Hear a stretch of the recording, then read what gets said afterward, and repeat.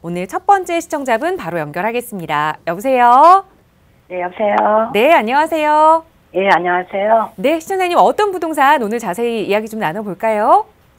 네, 가락동 50에 16호 근생 건물인데요. 네. 이거를 임대사업자 등록을 해야 되는 건지, 네.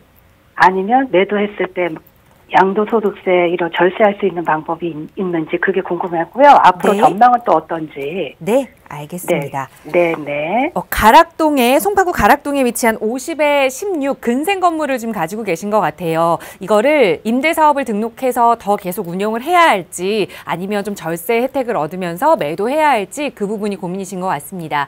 자, 향후 전망부터 좀 살펴볼게요. 대표님과 인사 나눠보세요. 네. 네, 안녕하세요. 예, 대표님 안녕하세요. 네, 네, 반갑습니다. 네. 네. 가락동의 근생 건물이라고 말씀을 하셨는데 네. 그냥 상가 건물이에요? 예, 상가 건물이에요. 상가 건물이면은 상가 건물에 대한 그러니까 일반적으로 우리가 그 절세를 봤을 때 가장 큰 절세는 비과세 제도잖아요. 양도소득세에 있어서. 네, 네. 그런데 양도소득세에서 있어서 비과세 제도가 적용되는 거는 주택밖에 없거든요. 네. 그래서 이게 만약에 그냥 전체가 건물 전체가 상가인 거예요? 아니요. 3층하고 4층 위에 두 가구가 주택으로 돼 있어요. 자, 밑에는 상가고. 4층이 있고 3층이 있고 2층이 있고 1층이 있고. 네. 근데 지금 지하가 3층하고 4층이 주택이고 네. 1, 2층이 근생이고. 네. 그러면 지금 이 면적으로 봤을 때는 주택이 근생보다 조금 작을 것 같네요. 주택이 작아요. 주택이 작아요? 네. 네. 그럼 이거 말고 또 보유하고 계신 주택이 또 있으세요? 지금 여기 가락동에 아파트에 살거든요. 5성 아파트예요. 바로 옆에 있는 우성 말씀하시는 바로 거예요? 옆에. 네, 네. 네, 여기 거주하고 계시고. 그럼 현재 그러면 지금 이건 이 상가주택 같은 경우에는 네. 어쨌건 주택이에요. 그럼 이거 1주택이 있으신 거고 지금 우성 아파트 1주택이 있으신 거고 현재 2주택이시니까 네. 우성 아파트 이 상가주택은 얼마 정도 보유하셨어요? 지금 25년 됐어요. 25년 됐고 저 우성은요? 거기는 6년 됐고요. 6년 됐고 혹시 네. 상가주택의 대지 면적이 몇 평이나 돼요? 51평이에요. 51평이요? 네. 그러면은 일단은 물론 우성 아파트도 최근에 가격이 좀 많이 상승을 했지만 이 상가주택의 보유 기간이 워낙 길어서 상가주택이 지금 상당히 양도 차익이 클 것 같아요. 네. 그럼 우리가 뭘 생각해 볼 수 있냐면 이거를 지금 임대사업으로 등록을 해서 근생은 당연히 뭐 일반 사업자 돼 있을 거고 이 네네. 주택 부분을 임대사업으로 등록 가능하거든요.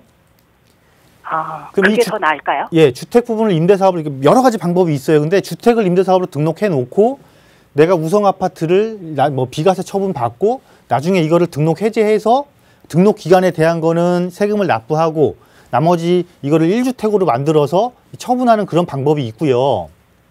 그러니까 좀 셈법이 되게 복잡해지는 거죠. 그죠? 네, 네. 아니면 지금 이 주택 부분을 이 건물이 상당히 그럼 오래됐겠어요. 이 건물은 몇 년 됐어요? 25년 된 거예요. 건물도요? 네, 네. 그럼 저는 이 건물에 대한 리모델링도 한번 생각해 볼 필요가 있을 것 같아요. 그럼 무슨 이야기냐면 여기가 지금 경찰병원역하고도 가깝잖아요. 네. 그 송파권의 그 업무타운도 가깝고 하니까 충분히 임대 수요가 있다라는 임차 수요가 있다라는 임차 수요는 충분할 것 같고 그러면 이게 25년 된 오래된 건물을 조금 개조를 하는 거예요. 리모델링을 하면서 주택 부분의 면적을 좀 키울 수도 있어요. 그럼 주택 부분의 면적을 키우면 이 건물 전체가 1주택이 되거든요. 건물 전 상가 부분도 주택에 해당이 되는 거예요. 주택 면적이 크면은. 그럼 네. 어떻게 하시면 되냐면 이 상가주택을 1주택으로 만들고 오히려 우성을 이거를 임대사업으로 등록을 해서 상가주택을 먼저 비과세 받고 다음에 우성을 나중에 다시 1주택 만들어서 일정 기간 제외하고 비과세 만든 이런 전략을 구사하는 게 조금 일단 단편적으로 살펴봤을 때는 조금 더 유리하실 것 같아요. 이해가 좀 되세요? 그러니까 주택 수를 조금 더 범위를 늘려야 되는 거네요. 그렇죠. 주택 어차피 이거 지금 25년 됐잖아요. 건물이. 네, 네, 네. 그러니까 리모델링을 좀 하는 거예요. 하면서 임대가 잘 나갈 수 있는 구조로 바꾸는 거죠. 이거를. 그러면서 주택 면적을 넓히세요. 그러면은 이 상가주택 전체가 1주택에 해당이 될 수가 있어요. 그러면 내가 우성 아파트를 내가 지금 거주하고 있지만 이 상가주택으로 입주를 한다거나 아니면 다른 곳으로 좀 임대를 간다거나 해서 이 우성 아파트를 임대 등록을 하면 이 상가주택 전체를 1주택 비과세 9억 원까지는 비과세를 받고 나머지 기간에 대한 거는 장기보유투표공제를 최대 80%까지도 공제받을 수 있단 말이에요. 네. 이거를 활용하자라는 거예요. 네. 이게 훨씬 더 이익이 클 것 같으니까. 네. 그 외적인 부분들도 여러 가지 지금 복잡한 사안이 발생을 하는데 일단은 그게 가장 클 것 같고요. 그렇지 않은 상태에서는 이 상가주택을 임대주택 등록하고 우성아파트 처분, 나중에 이 상가주택 1주택 만들어서 처분. 이 방법이에요. 근데 제가 말씀드린 방법이 훨씬 더 세테크했을 때는 훨씬 더 유리하실 거예요. 그러니까 이렇게 잘 고민 좀 해보세요. 네. 감사합니다. 네. 네, 정말 전문가가 아니면 몰랐을 내용일 것 같아요. 그래서 지금부터 다시 한번 또 계획을 세워보셔야 될 것 같거든요. 가지고 계신 상가주택을 리모델링 통해서 1주택으로 인정받을 수 있는 상황을 먼저 만드는 게 우선돼야 된다라는 말씀 주셨어요. 좀 어려운 내용이긴 하지만 더 복잡하신 내용은 저희 추후에 안내되는 세미나 꼭 한번 참석하셔서 대표님과 또 이야기 더 나눠보셨으면 좋겠습니다. 자, 시청자 여러분들의 부동산 관련 고민 상담 아래 나가고 있는 번호 통해서 무료로 도움드리고 있고요. 계속해서 다음 시청자분 연결해 보겠습니다. 여보세요? 여보세요? 여보세요? 네, 안녕하세요. 예, 안녕하세요. 네, 시청자님 오늘 어느 지역 부동산 이야기 좀 나눠볼까요? 저기 수서동 3익 아파트 26평형을 2016년도에 매입했는데 네. 언제까지 보유하고 있어야 될까 궁금해서요. 네. 강남 수서에 수서 3익 아파트 2년 정도 보유하셨는데 지금 거주도 이곳에서 하고 계세요? 아니, 거주는 안 하고 전세? 전세로. 예. 네, 알겠습니다. 언제까지 좀 계속 가져가야 할지 살펴볼게요. 대표님과 인사 나눠보세요. 네, 안녕하세요. 네, 안녕하세요. 네, 반갑습니다. 네. 네, 반갑습니다. 네, 2년 전에 수서 3익을 구입하셨으면 지금 재미 좀 보셨겠네요. 네, 좀 많이 오른 편입니다. 네. 이거 말고 보유주택이 또 있으세요? 네, 있는데 네. 저희 부모님 명의로 돼 있어가지고. 아, 명의는 분산이 돼 있고요. 예. 네, 그 2년 전이면 또 이거 거주 요건도 안 채워도 되는 그런 해당 사항이겠네요. 그럼 1주택을 해놓으셨으면. 네. 네. 자, 일단 뭐 적절한 시기에 또 좋은 지역의 아파트를 구매를 잘 하신 것 같고요. 네. 이 수서 3익이나 뭐 옆에 이 수서역 일대 이 아파트들은 무엇을 보고 있는 거냐면 이제 수서역의 개발과 수서 역세권 개발이에요. 네. 근데 이제 수서 역세권 개발이 인제 토지 보상금이 풀리기 시작했단 말이에요. 네. 그러니까 여기는 아주 장기적인 플랜을 가지고 교통의 중심지이자 또 여기 업무타운도 들어옵니다. 업무타운도 들어오고 일부 주거시설도 들어오고 또 유통시설까지 유통의 중심지로도 바뀔 거고 즉 직주 근접을 갖춘 완벽한 자족 기능의 새로운 강남 속에서 또 별개의 새로운 도심이 되는 거니까 이 개발 사업이 계속해서 꾸준히 진행될수록 내가 이 주변 지역에 있는 주택의 가치는 어떻게 되겠어요? 올라가겠죠. 계속해서 꾸준하게 올라가겠죠? 네. 그러니까 이거는 단기적으로 갖고 있을 이유가 없는 거고 장기적으로 가져가도 충분하세요. 그러니까 최소한 뭐 빠른다면 5년에서 최소한 10년 정도까지 충분히 보유하셔도 충분히 가치 상승을 이룰 거고 이 수서역세권 개발이 완료가 되고 나면은 또 이제 이 기존에 입주했던 입주한 지 뭐 20여 년 정도 되는 이 아파트들에 대한 뭐 리모델링이라든가 뭐 재건축 물론 용적률이 많으면 재건축은 불가능하겠지만 리모델링에 대한 이야기라도 최소한 계속해서 제기가 될 거란 말이에요. 그러면 새롭게 바뀌는 도심과 함께 나도 또 새롭게 바뀌는 또 환경을 또 조성을 하는 여건을 갖추는 거기 때문에 시간이 흐를수록 좋은 조건이 나쁜 조건이 하나도 없다라는 거예요. 그래서 이거는 그냥 장기적으로 꾸준하게 보유하셔도 된다. 이렇게 결론 내드릴게요. 예, 감사합니다. 네. 네, 지금도 좀 높은 수익을 올리셨겠지만 더 기분 좋은 마음으로 편하게 보유하셔도 좋다라는 의견 드리면서 정리하겠습니다. 자, 시청자 여러분들의 부동산 관련 고민 상담, 무료 상담 전화나 또 유료 100원의 상담 문자 샵 3989번 통해 도움 드리고 있고요. 이번에는 문자 주신 내용 몇 개 살펴볼게요.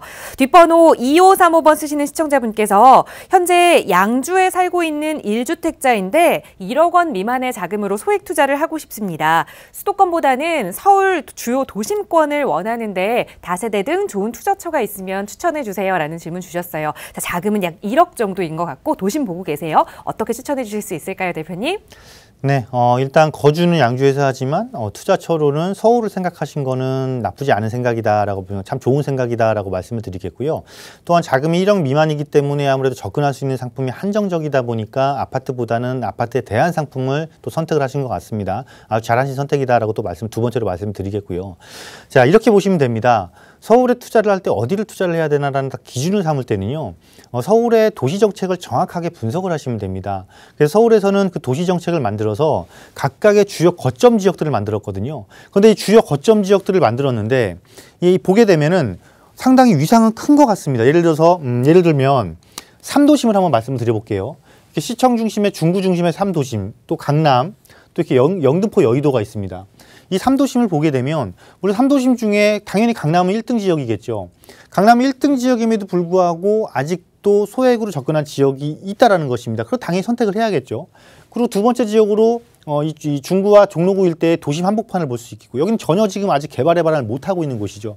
또 세 번째로 영등포 여의도를 보게 되면, 여의도는 우리가 익히 잘 알고 있습니다. 재건축 시장을 형성하고 있으니까. 하지만 이 구도심인 영등포 같은 경우에는 사실상 도심의 위상에 걸맞지 않게 아직도 개발을 본격적으로 못하고 있다는 것이죠. 특히나 고가의 주택들이 몰려있는 대규모 주거타운 자체가 형성이 안 돼 있기 때문에 지금 그런 지역들 중심으로 접근을 한다면, 즉 대규모 고가의 주택시장이 펼쳐지면서 바뀌는 지역들이 있거든요. 그런 지역들을 중점적으로 공략을 한다면 아파트 대안상품을 투자해서도 충분히 수익을 얻을 수 있는 지역이 바로 영등포 지역이다. 즉 도심이라는 큰 타이틀에 걸맞지 않게 아직도 저평가되어 있는 것이 확실하다라고 보시면 되겠고, 다음으로 우리가 또 부도심을 보시면 됩니다. 부도심 중에서는 청량리권이 있어요. 청량리, 동대문구죠.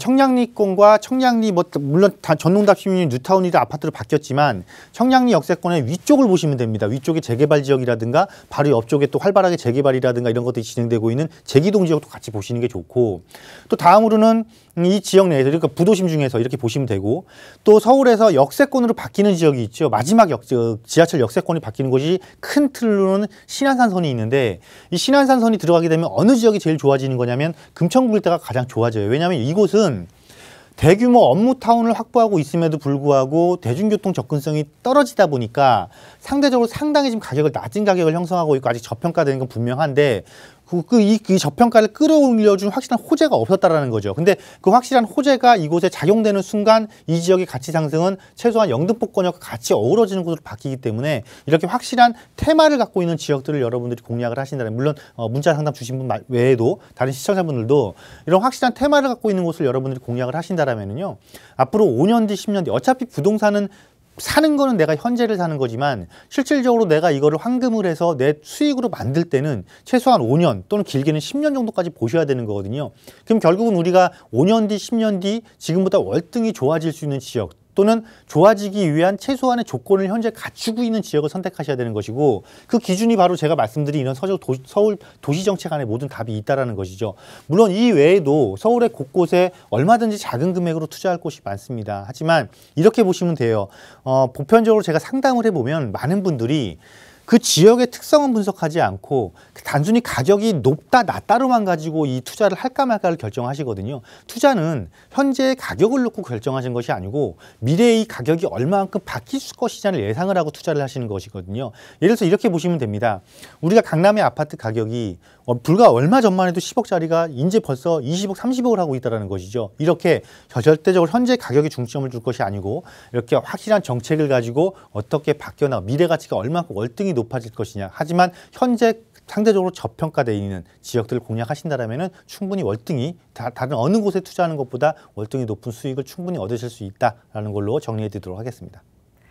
네, 미래 가치 테마가 있는 곳에 추천을 해주셨습니다. 세 지역 정도 이야기를 해주셨거든요. 영등포, 청량리, 금천구. 자, 이 지역들 조금 더 자세하게 분석해 보시고 조금 더 그 폭이 좁아지면 언제든지 저희 무료 상담 전화 통해서 문의 주시기 바랍니다. 자, 계속해서 다음 문자 사연 하나 더 살펴볼게요. 뒷번호 4568번 쓰시는 시청자분께서 사당동의 롯데캐슬 골든폴의 30평형과 하남시의 가밀 포에시티 30평형 분양권을 가지고 있습니다. 이 두 곳의 향후 전망이 궁금하고 앞으로 임대사업 등록을 해야 할지 아니면 2년 실거주 비과세 요건을 충족해서 매도해야 할지 궁금합니다. 라는 질문 주셨어요. 지금 분양권 상태의 두 개의 아파트를 좀 보유하고 계신 상황인 것 같아요. 사당동의 롯데캐슬 골든폴의 아파트, 그리고 한참 청약 붐이 불었던 지역이지요. 하남시의 가밀 포엘시티, 둘 다 30평형이에요. 대표님, 이 두 가지 아파트 어떻게 좀 운영하면 좋을까요? 네, 일단 두 개 다 지금 분양권인 상태신 거잖아요. 근데 지금 사당 롯데캐슬 골든폴에가 사실 입지는 그렇게 좋은 입지라고 보기는 어려운데 여기 상당히 이게 이 구릉지를 띄고 있는 곳이거든요. 이렇게 숭실대학교 넘어가는 쪽. 그런데 이 지역에 워낙 이제 새 아파트가 부족하다 보니까 사실상 가치 상승을 많이 이루고 있습니다. 이게 분양가 대비해서. 그래서 오히려 이런 곳들은 주변에 새 아파트가 부족한 상태에서 높은 가격을 형성하면서 내가 새 아파트가 입주를 하게 되면 입주 이후까지도 일정한 기간 동안은 강세를 유지를 해줍니다. 최소한 4년 정도까지는요. 그래서 이게 2020년 입주니까 2020년 2월 입주란 말이죠. 2월 입주니까 이때 입주해서 한 2년 정도까지는 충분히 더 보유하셔도 될 것 같고요. 다음에 가밀지구란 말이죠. 아까 하남의 가밀지구인데 가밀지구에 이게 또 분양을 받으시면 여기 또 공공택지잖아요. 공공택지이기 때문에 공공택지에 분양을 받았다라는 거는 좋은 겁니다. 어차피 공공택지는 분양가 자체가 낮게 공급을 해주니까요. 그러면은 이걸 잘 활용해 보실 필요가 있겠어요. 두 개 다 지금 현재 분양권 상태니까 아직은 주택이 아니란 말이에요. 그러면 이 이게 거의 포레가 먼저 롯데캐슬 골든포레가 먼저 입주를 할 것 같은데 입주를 하고 나면 가밀지구가 입주하는 시기가 있을 거란 말이죠. 이 기간을 잘 활용을 해서 다행히도 지금 두 개가 입주 시기는 다를 것 같은데 입주 시기가 다르면은 예를 들어서 롯데캐슬 입주하고 그럼 1주택인 상태죠. 그럼 이게 입주를 하게 되면 이게 2주택자가 되는데 이 기간이 양쪽 입주하는 시기가 1년 차이만 나면은 어차피 일시적 2주택 효과를 볼 수 있거든요. 그러면 1년 차이가 나는 전제하에 일시적 2주택 효과를 이용을 하게 되면 일시적 2주택 효과를 이용을 해서 내가 가밀로 입주 이게 롯데캐슬 포레를 그때 처분하게 되면은 재테크, 그러니까 세테크도 하고 재테크도 하고 내가 안정적인 주거 시장까지 형성한 이런 혜택을 누릴 수 있을 것 같거든요. 그래서 요런 제가 말씀드린 이런 입주 시기를 이용해서 일시적 2주택을 활용한 재테크와 세테크를 구상을 해보시면 되겠다라고 말씀드리도록 하겠습니다. 네, 사당 입주 후에 그 다음 하남으로 입주하는 계획을 세워보시면 좋을 것 같습니다. 저희 시간 관계상 빠르게 다음 시청자분 바로 연결해 볼게요. 여보세요? 여보세요? 네, 안녕하세요. 네, 안녕하세요. 네, 시청자님 어떤 고민 좀 가지고 계신가요? 아, 제가요. 네. 강서구 가양 6단지하고 네. 대연동의 럭키 아파트 네. 25평대 두 개를 보고 왔어요. 네. 그런데 이제 어디가 더 나은지. 지금 두 개의 아파트 말씀 주셨는데 시청자님 이거 들어가서 사실 용도로 좀 보고 계신 거예요? 이제 추후에 이제 아들이 들어가 살 수도 있고 그냥 우선은 투자 목적으로 보았어요. 네, 알겠습니다. 투자 목적으로 가양동의 가양 6단지 아파트와 또 서대문구의 대연동의 대연 럭키 아파트 25평대를 좀 보신 것 같아요. 어떤 게 더 같이 좋을지 한번 따져볼게요. 자, 대표님과 인사 나눠보세요.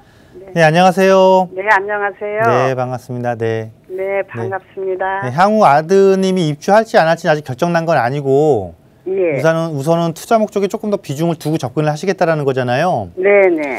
그래서 두 개의 단지를 선택하신 것 같은데 대연 럭키 같은 경우는 부가연 뉴타운하고 접해 있잖아요. 그죠?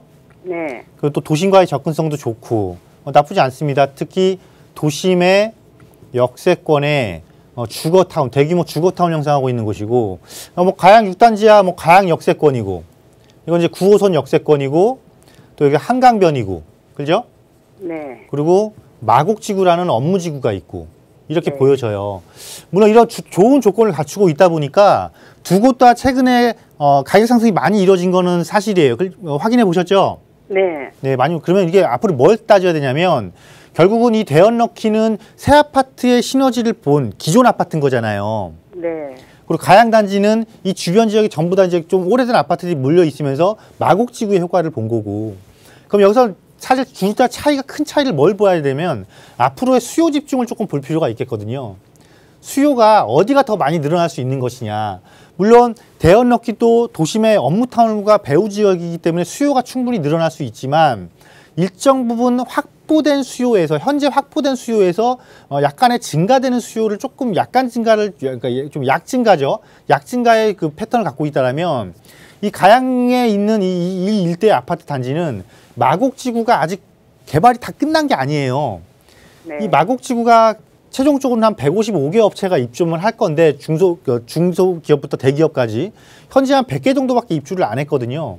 그럼 앞으로도 55개 넘는 업체가 더 입주를 하게 되면 수요가 아무래도 도심에 한정된 이미 다 인프라가 구축된 도심보다 계속해서 개발을 하면서 인구를 유입시키는 마곡지구의 수요 증가가 훨씬 더 크잖아요. 그죠? 네. 그러면 같이 가격이 올랐을 때 결국은 누가 수요가 더 많이 늘어날 거냐인데 현 시점에서 수요가 더 많이 늘어나는 거 가양 쪽이 더 많이 늘어날 확률이 높아요. 이게.